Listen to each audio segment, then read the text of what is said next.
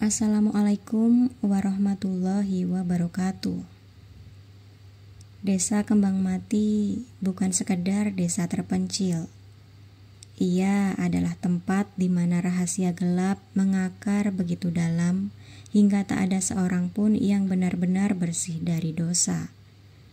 Pada tahun 1990, seorang dukun sesat yang mampu tetap muda dan sakti dengan menumbalkan gadis-gadis setiap bulan purnama akhirnya dikalahkan oleh seorang sepuh.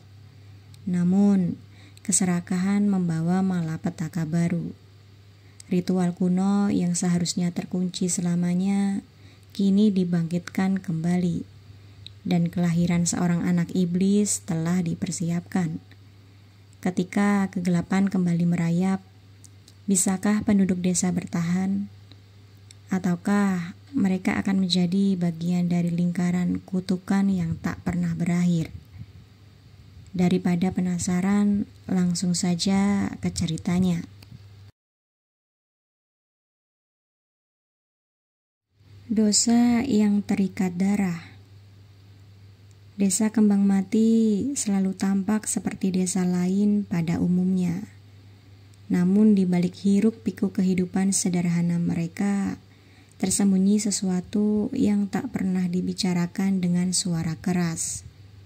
Setiap keluarga menyimpan rahasia, dan setiap malam bulan purnama, desiran angin terasa lebih dingin dari biasanya.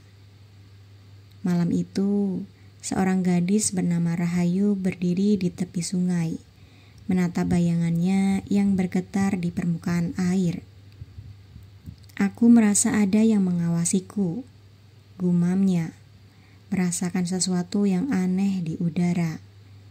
Sebelum sempat melangkah pergi, desiran angin menghempas tubuhnya, dan dari kejauhan terdengar suara bisikan yang menggetarkan hati. Desa kembali mengalami keanehan. Gadis-gadis muda mulai bermimpi buruk yang sama. Seorang pria tampan dengan mata hitam pekat berdiri di ujung ranjang mereka, memanggil nama mereka dengan suara lembut tetapi mematikan.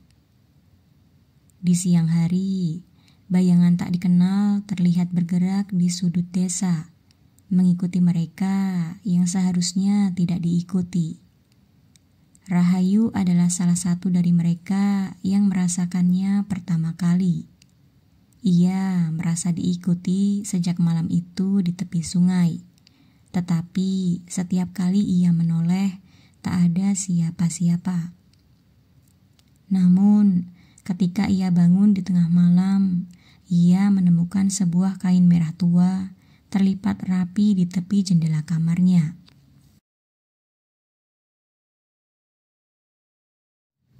20 tahun berlalu, dan generasi baru telah tumbuh tanpa mengetahui kengerian masa lalu. Namun, seorang pria bernama Surya, keturunan jauh dari Ki Jagat, merasa bahwa keluarganya seharusnya masih memiliki kekuatan yang terkubur. Dengan penuh keserakahan, ia menggali kembali catatan kuno dan menemukan rahasia ritual yang telah disegel. Ia mengira dengan membangkitkan ilmu lama itu, ia bisa mendapatkan kekuatan dan kejayaan seperti leluhurnya. Apa yang tidak ia sadari adalah dengan setiap mantra yang ia lafalkan, sesuatu yang jauh lebih mengerikan sedang bangkit. Surya mengira ia telah mengendalikan kekuatan lama itu, tetapi sesuatu yang lain ikut bangkit bersamanya. Dari tanah yang sudah mengering, muncul sesosok bayi laki-laki dengan tatapan yang tak wajar. Bayi itu tidak menangis, tidak bergerak seperti bayi biasa. Ia hanya menatap langsung ke arah Surya, seolah mengerti segala sesuatu sejak lahir. "Kau, anak iblis," gumam Surya, tetapi di matanya justru ada pancaran ketamakan. Penduduk desa tidak tahu bahwa sesuatu sedang dipersiapkan. Dalam kegelapan, rencana besar sedang dijalankan. Ritual yang akan mengembalikan Ki Jagat kali ini dengan kekuatan yang lebih besar dari sebelumnya.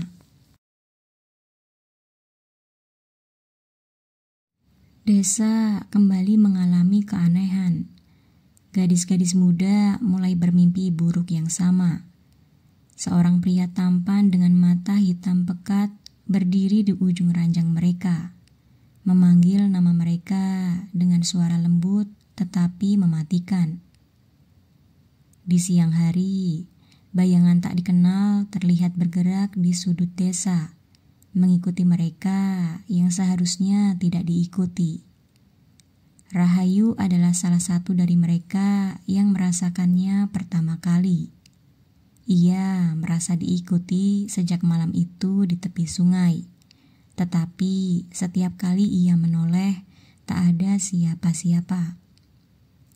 Namun, ketika ia bangun di tengah malam, ia menemukan sebuah kain merah tua terlipat rapi di tepi jendela kamarnya.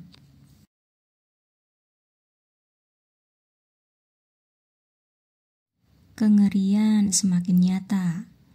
Gadis-gadis yang bermimpi buruk mulai menghilang satu persatu, menandakan bahwa ritual lama telah kembali berlangsung.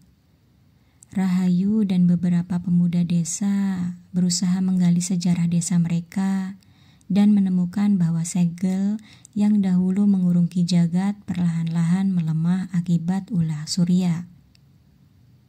Anak iblis yang lahir semakin menunjukkan kekuatan mengerikan. Dengan tubuhnya yang tumbuh lebih cepat dari manusia biasa, ia mulai mengendalikan pikiran beberapa penduduk, menjadikan mereka alat untuk menghidupkan kembali ritual kuno. Bahwirya yang kini sudah renta mencoba melakukan perlawanan, tetapi kekuatan lama sudah terlalu kuat. Ia hanya mampu memberi petunjuk kepada Rahayu dan teman-temannya. Mereka harus menemukan kitab suci yang dahulu digunakan untuk menyegel Ki Jagat dan mengulang ritual pemusnahan sebelum bulan purnama berikutnya.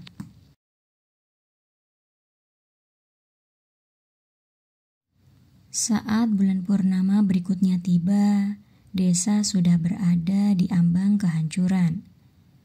Beberapa gadis yang tersisa bersembunyi, sementara Rahayu dan teman-temannya berhasil menemukan kitab yang mereka cari. Namun, Surya telah kehilangan kendali.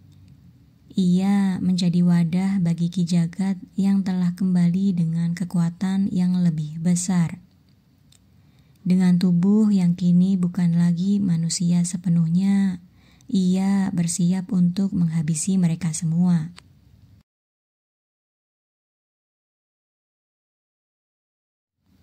Dalam pertarungan sengit, Rahayu berhasil membacakan mantra suci, sementara teman-temannya mengorbankan diri untuk memperlambat Surya. Dengan kekuatan terakhirnya, Bahwirya membantu menyegel kembali Ki Jagat bersama dengan anak iblis yang sudah tumbuh menjadi makhluk mengerikan. Saat fajar menyingsing, ketenangan kembali menyelimuti desa. Namun, Rahayu tahu bahwa kutukan ini tidak akan pernah benar-benar berakhir. Ada sesuatu yang tetap hidup di dalam tanah, menunggu seseorang yang cukup bodoh untuk membangkitkannya kembali.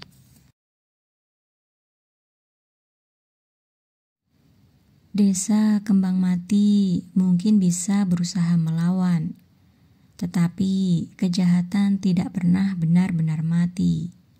Jiwa yang telah mengorbankan dirinya demi kekuatan akan selalu mencari cara untuk kembali. Dan selagi keserakahan masih ada di hati manusia, kutukan itu hanya menunggu untuk kembali dihidupkan.